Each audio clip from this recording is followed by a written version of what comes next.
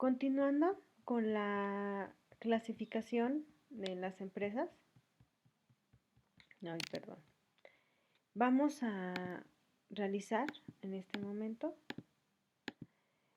una introducción. Primero, o antes que nada, la gran variedad que existe de empresas hace necesario que las clasifiquemos. Tenemos tamaño o magnitud, actividad o giro, sector económico, origen del capital, constitución jurídica, actividad y destino del beneficiario. Clasificación por su tamaño: microempresa, pequeña empresa, mediana empresa y gran empresa. La microempresa puede tener de 1 a 5 trabajadores y vender de 0 a 2,400 pesos. La pequeña empresa tiene de 6 a 50 trabajadores y vender de 2,400 a 25,000 pesos. La mediana empresa posee de 50 a 400 empleados y o vende alrededor de 25,000 a 100,000 pesos. La gran empresa es el número de trabajadores que suele tener, es más de 400 y sus ventas anuales son de 100,000 pesos. Van a preguntarse, ¿y por qué en la otra? Es que va a depender mucho, de quién esté haciendo quién está haciendo la clasificación de la pyme. La pyme, porque esta es la pequeña y la mediana empresa, está regida por institutos que de alguna manera marcan una pauta o marcan otra. Vamos a manejar estos, sobre todo para el caso práctico que va a venir. Vamos a manejar estos para que ustedes puedan sustituir en su trabajo. La clasificación por su actividad puede ser industriales, comerciales, de servicio o financieras. Las industriales son aquellas de extracción o producción de bienes y transformación de materia prima. En el caso de los restaurantes es una empresa industrial. Las comerciales se dedican a la compra y venta de bienes de consumo, como por ejemplo las agencias de viajes, la Walmart, Comercial Mexicana. Es decir, ellos no transforman nada, solamente lo venden, lo compran y lo venden. Las empresas de servicios están dedicadas al comercio de intangibles y prestación de servicios, es decir, como son los hospitales, como son el aeropuerto, como son los hoteles. Las empresas financieras, bueno, ustedes las conocen: Bancomer, HSBC. Su función es ser un intermediario financiero y prestar un servicio. La clasificación del sector económico al que pertenecen: primarias, secundarias, terciarias. El sector primario son los que se dedican a la extracción de recursos. En este caso podría ser incluso Pemex, ¿no? El sector secundario son aquellas que transforman la materia prima en producto terminado, que en este caso podrían estar los restaurantes. Y el sector terciario son las relacionadas con el comercio y servicio. Son aquellas relacionadas con la informática y las comunicaciones. Este es el otro sector. La clasificación según el origen de capital: primarias, públicas, privadas y mixtas.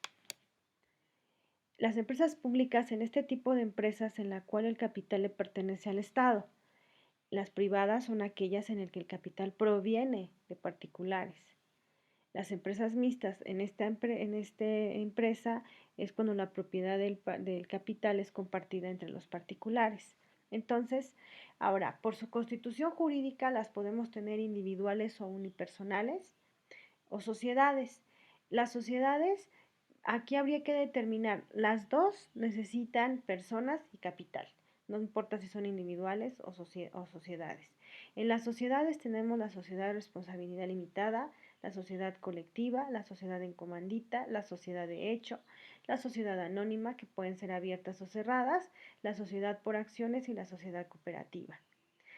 Estas sociedades son empresas jurídicas, son las empresas unipersonales, donde tienen una responsabilidad limitada. La sociedad de responsabilidad limitada, de una u otra manera, es una sociedad que se caracteriza porque los socios responden solamente hasta el monto de su aportación. La sociedad en comandita, estas existen dos tipos, están, donde les comentaba, hay dos tipos de socios, los comanditarios que aportan el capital y los socios comanditados, que son los encargados de la administración, porque estos últimos responden de manera solidaria, subsidiaria e ilimitada, es decir, responden hasta con sus bienes, no solamente hasta el monto de su aportación.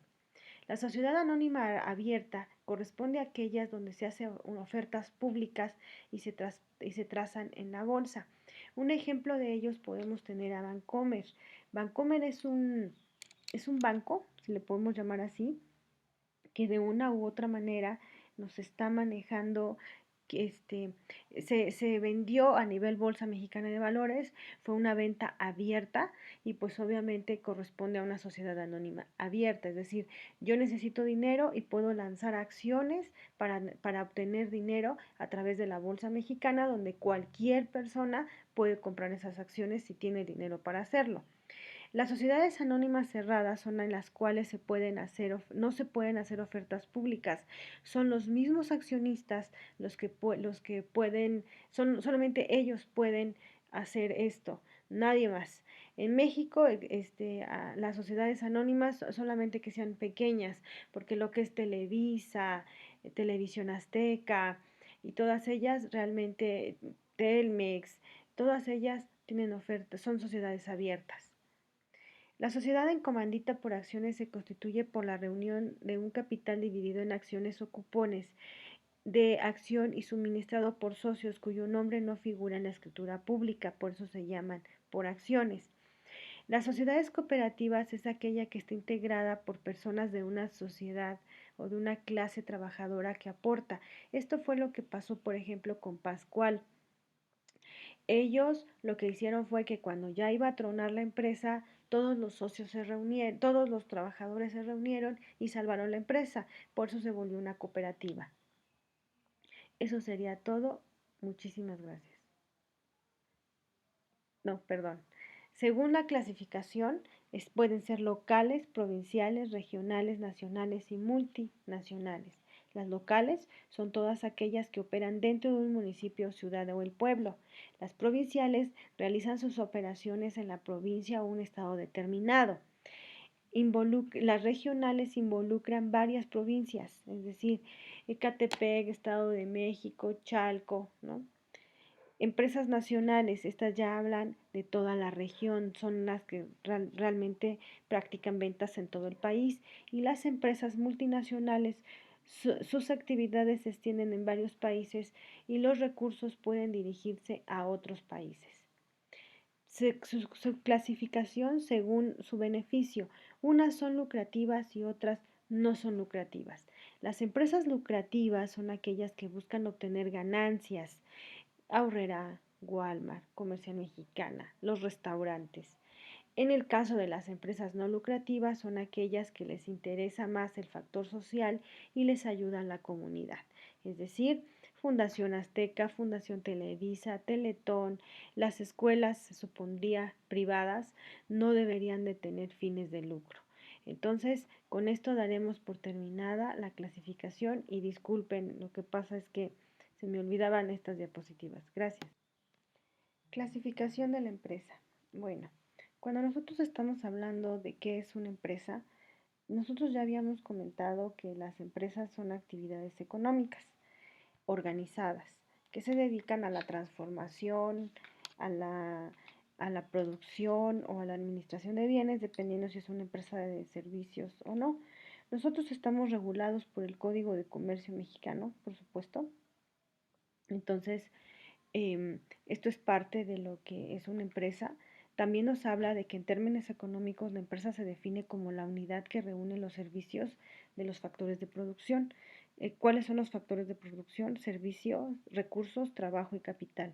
Y los emplea para producir bienes o servicios, los cuales son comercializados en un mercado a diferentes consumidores.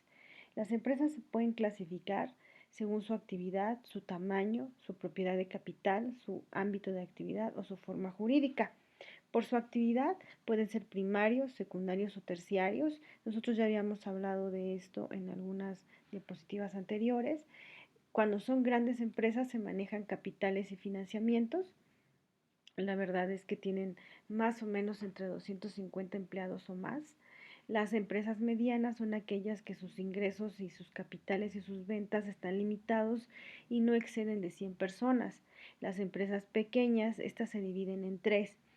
La famosa pyme de la cual estamos hablando en este momento. La pequeña, que no excede a 20 trabajadores, tiene poco ingreso. La micro, que no excede el número de 10 trabajadores. Y la empresa familiar o la FAMI empresa que le llamamos, son empresas donde la familia es el que es el motor económico del lugar. Según el capital, pueden ser públicas, privadas o mixtas. El capital está conformado por el Estado y pueden ser nacionales, departamentales o municipales. Va a depender mucho de dónde se esté realizando la empresa.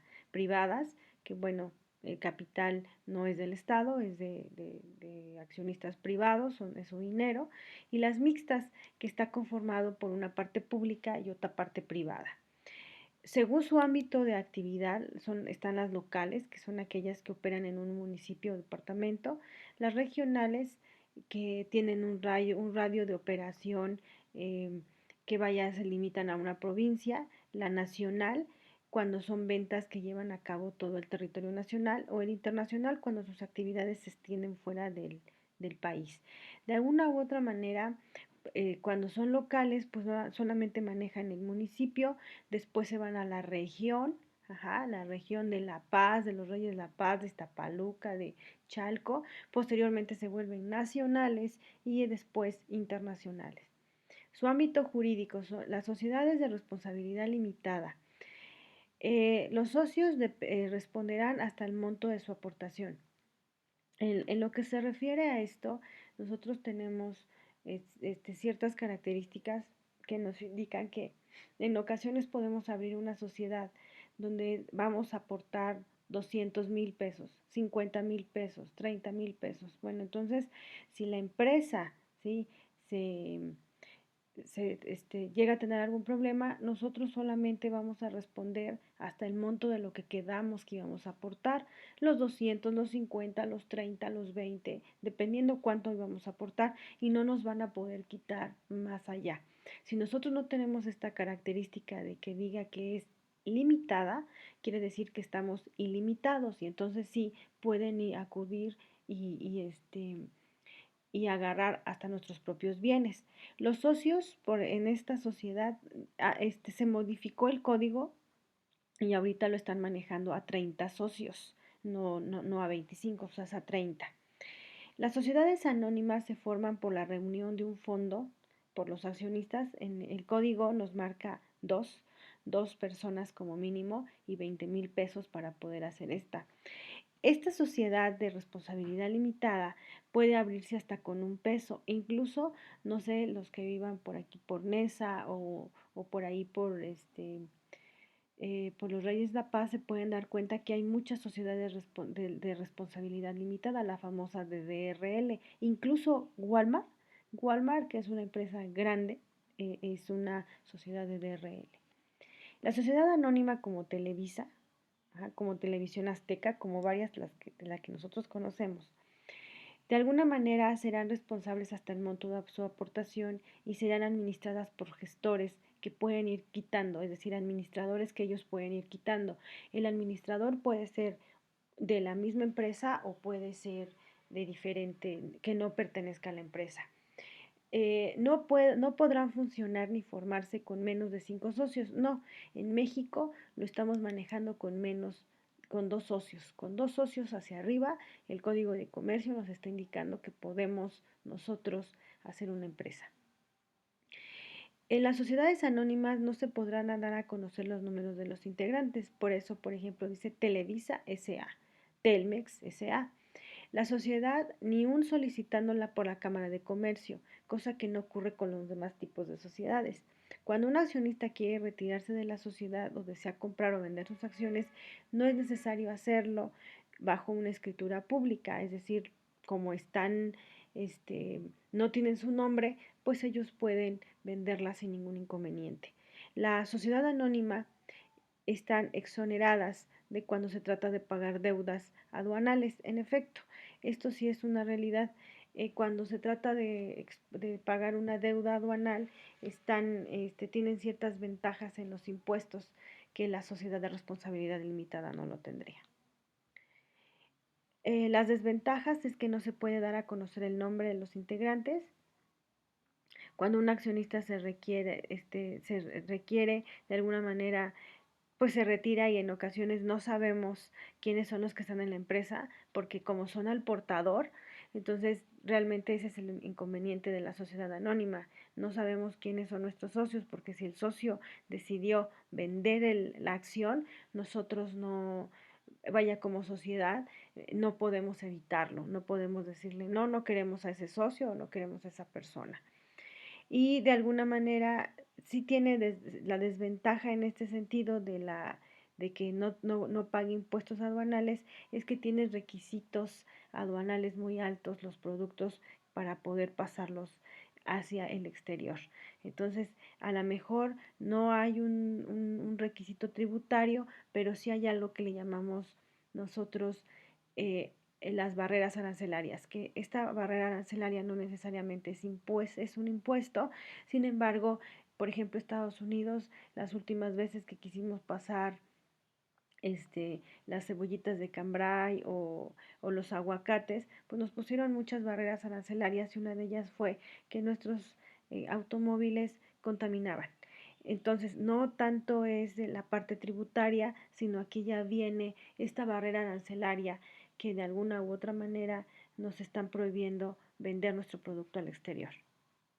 Las sociedades colectivas como la de Pascual que ustedes tienen cerca de su TESOEM tiene la característica de que en todos los socios responden de manera solidaria e ilimitada. Esta parte donde dice ilimitada es que primero es solidaria, encuentran a uno y ese uno paga por todos, e ilimitada, eso quiere decir, jóvenes, que de una u otra manera van a pagar no solo hasta el monto de su aportación, sino hasta con sus propios bienes. Esta sociedad es eminentemente personalista y por ello la razón social se forma con el nombre completo o apellido de los socios, y seguido de las expresiones CIA e hijos o hermanos, y no podrá incluirse el nombre de ningún extraño. En el caso de Pascual Boeing, es una empresa que dice CIA, o sea, y compañía. ¿Por qué? Porque no hay un solo socio. Esta empresa por lo general necesita mínimo 10 socios y deben de ser trabajadores de la empresa. Esta sociedad en México casi no se forman porque también responden de manera solidaria e ilimitada y contiene dos tipos de accionistas. Uno que es el comanditario y otro que es el comanditado. Los comanditarios son los que responden solidaria e ilimitadamente. Los comanditarios responden solamente hasta el monto de su aportación. Los primeros, perdón, y hay varios socios que limitan su responsabilidad. Los primeros son socios gestores, que son los comanditarios, y los segundos son socios, perdón, son con los comanditados, y los segundos son socios comanditarios. De una u otra manera, los socios comanditados son los que tienen mayor responsabilidad y manejan este tipo de responsabilidad de ser solidarios e ilimitados. La razón social se forma con el nombre de CIA, Sociedad Colectiva o Sociedad en Comandita. Todas de ellas pueden ser DCB. ¿Qué significa DCB? Que son de capital variable. Las sociedades mixtas legalmente son sociedades que se rigen por la regla del derecho privado, no están sujetas a una sociedad, a un comercio, pueden constituirse bajo cualquier forma que indique el código, en comandita simple, comandita por acciones, sociedad anónima, sociedad de responsabilidad limitada. De alguna manera, tanto en Colombia como en México, las normas son iguales, se los comento de una vez. Las sociedades extranjeras están constituidas por otro país en otro domicilio, y se establecerá una sucursal, que es lo mismo que pasa en México, por ejemplo, Walmart. Pero eso sí, siempre se van a regir bajo los estatutos mexicanos. Es decir, una cosa es que hayan sido generadas y creadas en Estados Unidos y que se vayan a regir por leyes norteamericanas cuando están en el territorio nacional. Eso no va a pasar. Sociedades de hecho. Estas sociedades, de una u otra manera, no se constituyen por escrituras públicas. Su existencia podrá demostrarse por cualquiera de los medios probatorios reconocidos. La sociedad de hecho no es una persona jurídica, por consiguiente se adquieren obligaciones y se entenderán adquiridos a cargo de los otros. Es decir, en el momento en el que esta sociedad empiece a comercializar, en ese momento es una sociedad de hecho, esté inscrita o no. En la sociedad de hechos, todos y cada uno de los socios responderán de manera solidaria e ilimitada, e incluso cuando no estén dados de alta, pero estuvieron dando transacciones, van a hacerlo y se les va a tomar como una sociedad de hecho. Hay empresas unipersonales cuya figura introducida pues es para una persona, es lo que nosotros llamamos personas físicas, y podrán destinarse para activos, pasivos y demás, pero se le va a denominar unipersonal. La sociedad de responsabilidad limitada se crea mediante una escritura pública con un mínimo que va desde 2 a 30 socios. El capital se divide por cuotas de igual valor. Se puede pagar totalmente al momento de constituirse. La cesión implica una reforma estatuaria y en el caso de muerte de uno de los socios se continuará con el heredero, salvo lo contrario. La representación está en cabeza de todos los socios, salvo que estos la deleguen a terceros. Los socios responden hasta el monto de su aportación. No podrán estipularse para todos o algunos socios en una mayor responsabilidad, es decir, todos tienen la misma responsabilidad. Las sociedades simplificadas se establecen a través de un documento privado donde se hace a través de un notario público, una escritura pública, lo que nosotros le llamamos acta constitutiva. Su capital se divide por acciones, pero pueden por estatutos restringirse hasta por 10 años de su negociación. Responden hasta el monto de sus aportes las obligaciones sociales. Es utilizada para defraudar a la ley en ocasiones. Entonces, los accionistas y los administradores hubiesen realizado o participado o facilitado los actos defraudatorios, responderán solidariamente en prejuicio de las causas. Estas sociedades en ocasiones hay que tener cuidado con ellas porque sí las han abierto y solamente las abren así como para que nosotros veamos que están, pero no existen físicamente, solamente existen en papel. Las sociedades por acciones simplificadas son muy fáciles de crear y eliminan muchos trámites burocráticos. Los costos de creación son mucho más económicos en comparación con los costos necesarios para crear otro tipo de sociedad y al momento de hacer frente a las deudas de la sociedad se declaran en quiebra. Los acreedores no podrán seguir el patrimonio personal.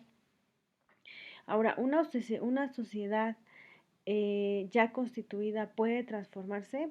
Cualquier sociedad puede transformarse antes de la disolución. Es decir, nosotros podemos cambiar de sociedad, claro, de acuerdo a si se nos dificulta la que ya estamos manejando o si crecimos y abrimos una empresa unipersonal y ahorita ya estamos creciendo, pues obviamente vamos a necesitar otro tipo de empresa.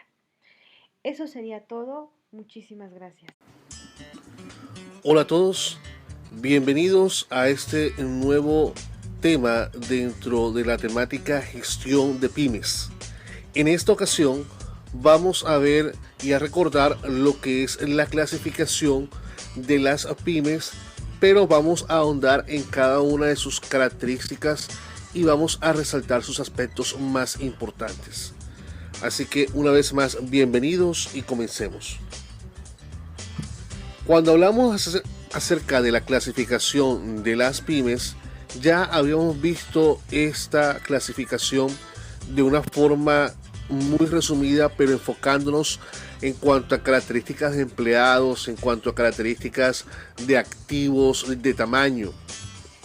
Teníamos las family empresas, teníamos la microempresa, la pequeña empresa y la mediana empresa. En esta ocasión vamos a ahondar en otras características que las separan de las otras para así entender cómo funcionan cada uno y cómo poder identificar al momento de clasificar una pyme en nuestro contexto. Para empezar, podemos decir que las empresas se caracterizan por una forma de organización familiar en la cual el mercado es extendido casi únicamente hacia su núcleo familiar y amigos. Por lo tanto, no vamos a entrar en una clasificación más profunda de estas. Vamos a comenzar entonces mirando cuáles son las características que vamos a abordar en este análisis. Vamos a tener en cuenta el recurso humano, vamos a tener en cuenta los recursos financieros, la tecnología, los recursos materiales y la administración y gestión de cada una de ellas. Bajo estas 5 características vamos a identificar cada uno de los tipos de pymes que hay en nuestro contexto. Así que comencemos. Empecemos por las microempresas. Se consideran microempresas, como sabemos, aquellas unidades productivas como aquellas que no tienen un número de empleados mayor a 10. Las microempresas producen gran variedad de artículos, principalmente de consumo final, y atienden necesidades específicas de pequeños sectores de la población. Ahora, analicemos la microempresa desde el punto de vista de estas 5 características.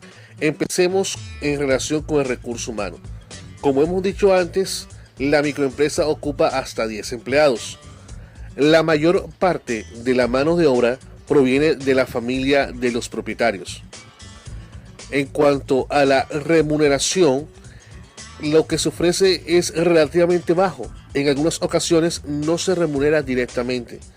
Y las prestaciones sociales son bajas o no existen.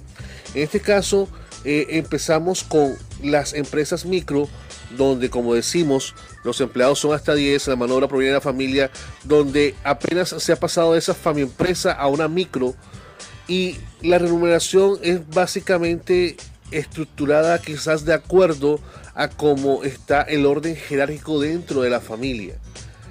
En este caso hablamos de una micro que viene de una empresa. Si es una micro que se formó, digamos, por la unión de amistades, pues igual la remuneración será relativamente baja, y una vez más resaltamos que no existe ningún tipo de prestación social.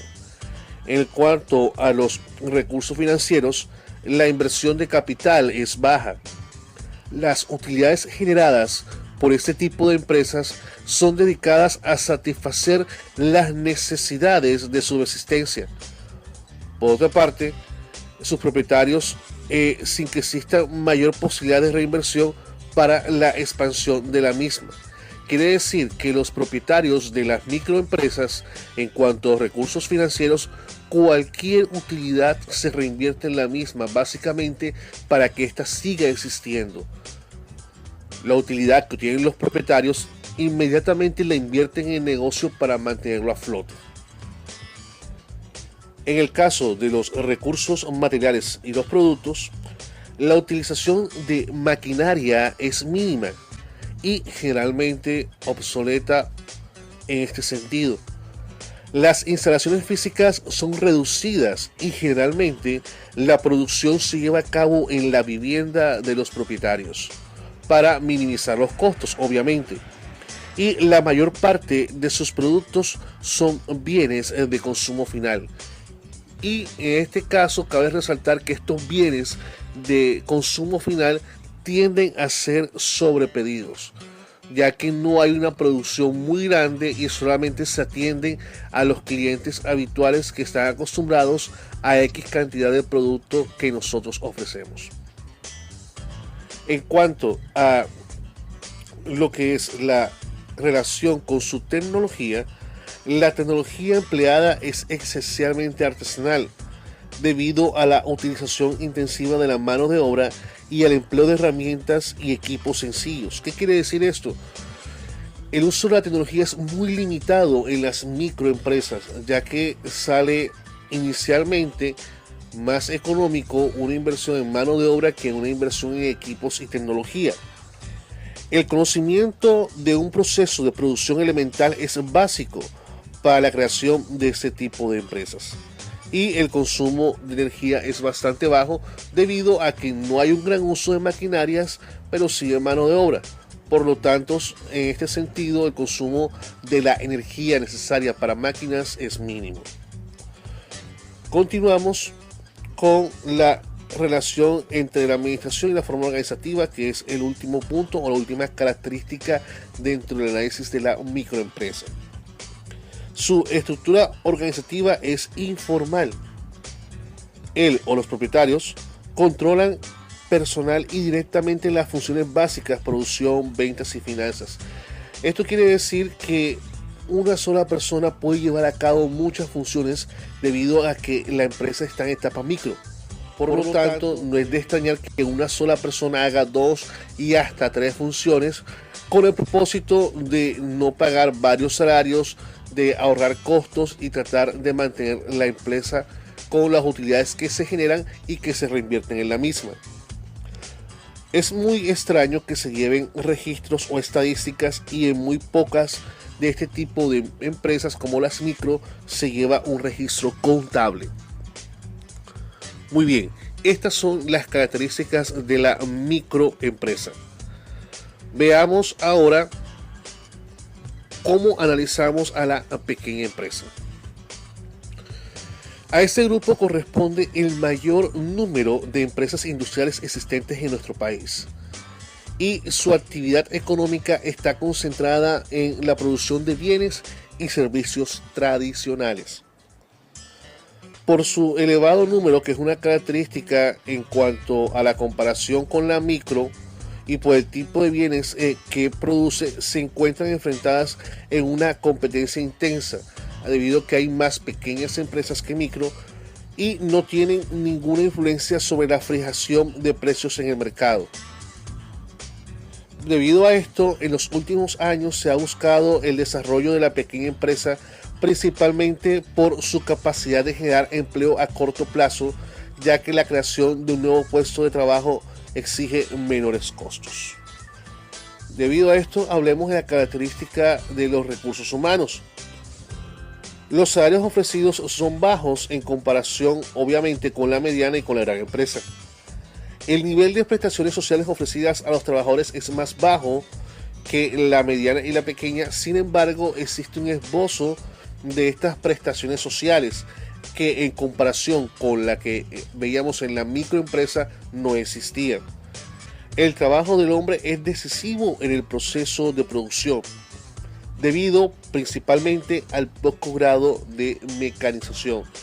Esto quiere decir que la mano de obra es fundamental debido a que no existe una gran fuerza de maquinaria o de máquinas para realizar el trabajo. Por lo tanto, la mano de obra es fundamental. Todo el personal de la organización se conoce, interactúan directamente y existe el sentido de solidaridad y se facilita el ambiente familiar. Es una de las características dentro del aspecto de recursos humanos. Con relación a los recursos financieros, la inversión de capital es baja, pero obviamente es mayor que la micro. La capacidad de acumulación de capital para la expansión de las actividades de la empresa es limitada. Los créditos conseguidos son utilizados esencialmente para la financiación de capital de trabajo y se dedica una mínima parte para renovación de maquinaria y equipo.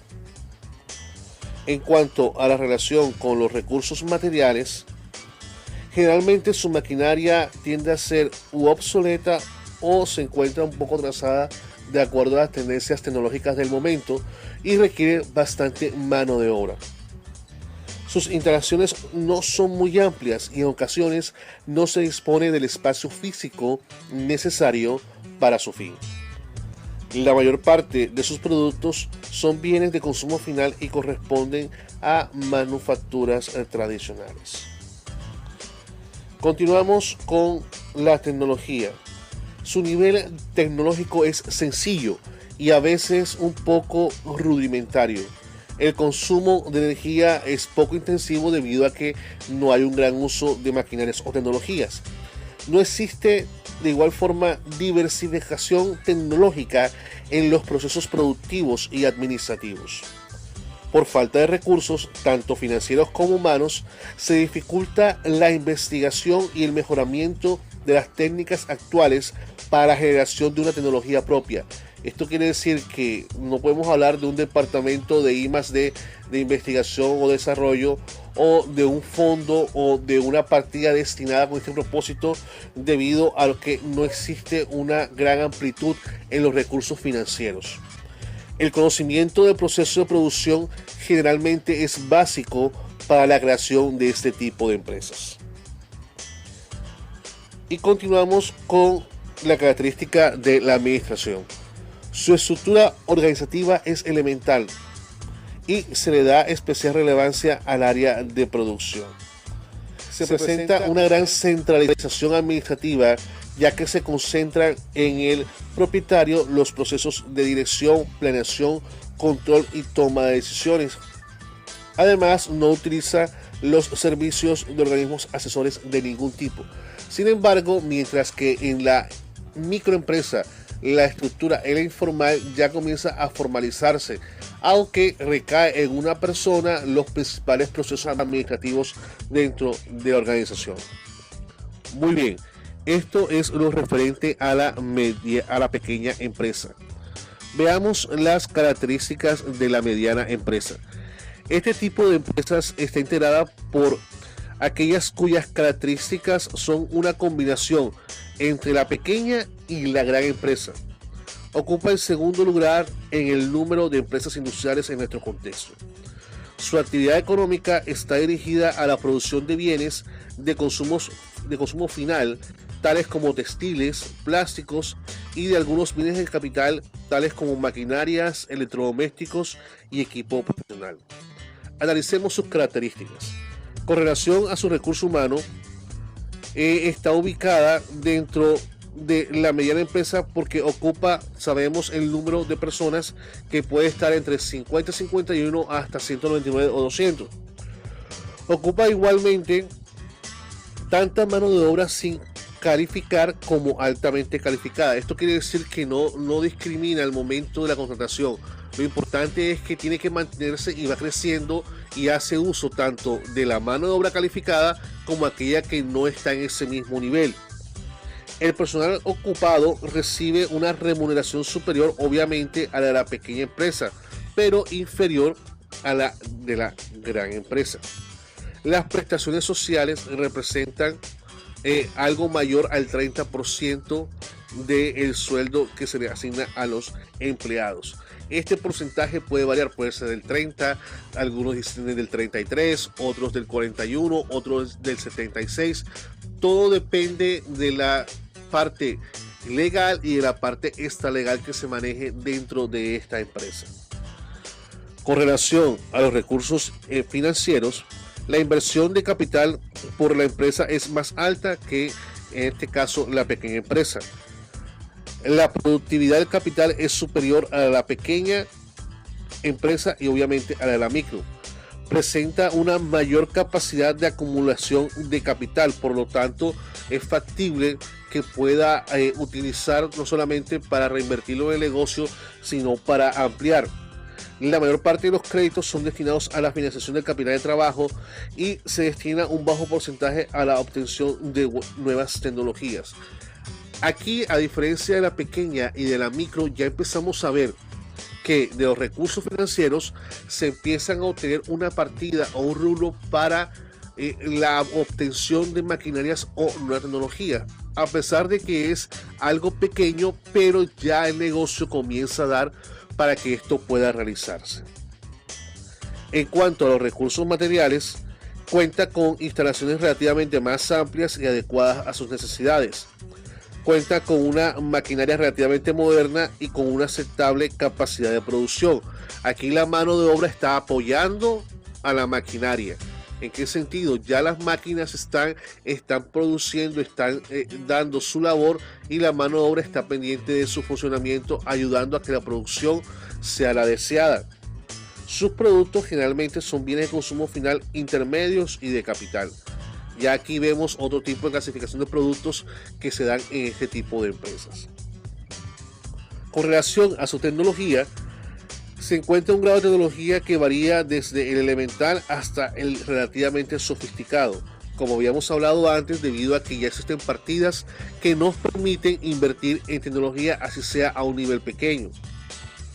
El consumo de energía es relativamente bajo, ya vemos un poquito más de consumo debido a que existen máquinas y existen equipos que están consumiendo energía, y la investigación para el mejoramiento de procesos y técnicas no es muy tenida en cuenta entre sus objetivos, pero se empieza a mirar esa parte del I+D como una pequeña posibilidad, así sea una pequeña destinación dentro del presupuesto, pero se mira la posibilidad de empezar a mirar qué podemos hacer aparte de lo que ya viene haciendo la organización. Y con relación a su administración, se encuentra una distinción clara en cuanto a los niveles jerárquicos y generalmente una estructura organizativa explícita. Ya aquí vemos algo mucho más formal, mucho más estructurado que en la pequeña empresa. Ya existe una estructura que nos dice qué tareas existen dentro de la empresa. Existe un buen grado de especialización, así como de asignación clara de funciones. A medida que nosotros vamos dividiendo tareas, vamos especializando. Por eso aquí se evidencia de una mejor forma en la mediana empresa este tipo de situaciones. Aun cuando prevalece cierto grado de centralización, se presenta una inclinación hacia la delegación de autoridad. Ya vemos que ha cambiado ese paradigma de la micro y de la pequeña empresa, donde las decisiones las tomaba una sola persona o una sola persona tenía los principales cargos dentro del proceso. Ya aunque se está centralizado, se empiezan a ver esbozos de delegación de autoridad. Se utilizan algunos organismos o personal asesor para el desarrollo de actividades básicas, lo que no se veía antes, y se ha constituido principalmente como sociedades limitadas, colectivas y lo que conocemos actualmente pues por SAS. Muy bien, esto es lo relativamente importante acerca de la clasificación dentro de las pymes en nuestro contexto, visto a la luz de las 5 características que hemos analizado: recursos humanos, recursos financieros, los recursos materiales, la tecnología y el proceso de la administración o de la gestión. Muy bien, espero que este tema les haya servido, que sea de interés para todos. Por favor, da like, suscríbete en nuestro canal y nos vemos en una próxima ocasión. Muchas gracias.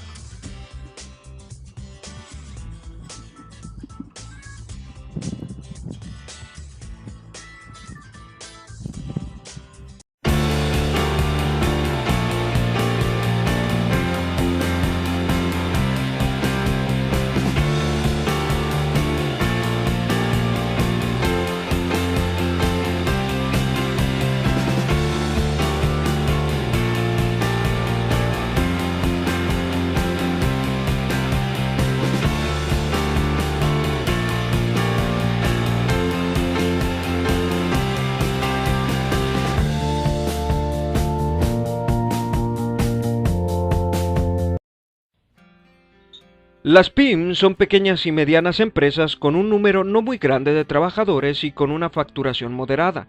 En diversos países, estas empresas son consideradas como el principal motor de la economía. Y es que en muchos casos, las PYME son las empresas que más empleo generan dentro de una nación.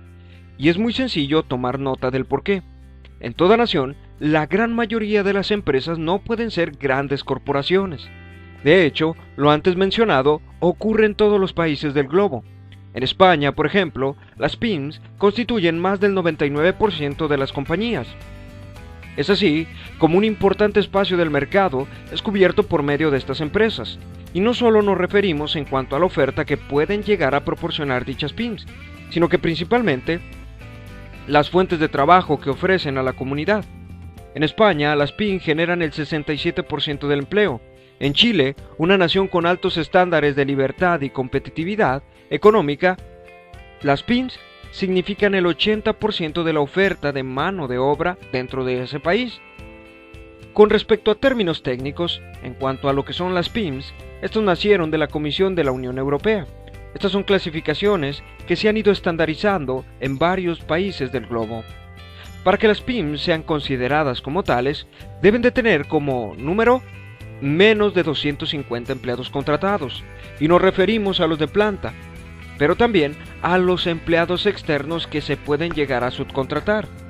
El volumen de venta de manera anual debe ser inferior a los 32 millones de dólares, o en su defecto, un balance general inferior a los 19 millones de dólares. Por último, pero no menos importante, es el hecho que dentro de una PYME no pueden participar otra organización en cuanto a su capital accionario en más de un 25% si no califica dentro de las especificaciones anteriormente señaladas. Estas especificaciones datan del 3 de abril de 1996.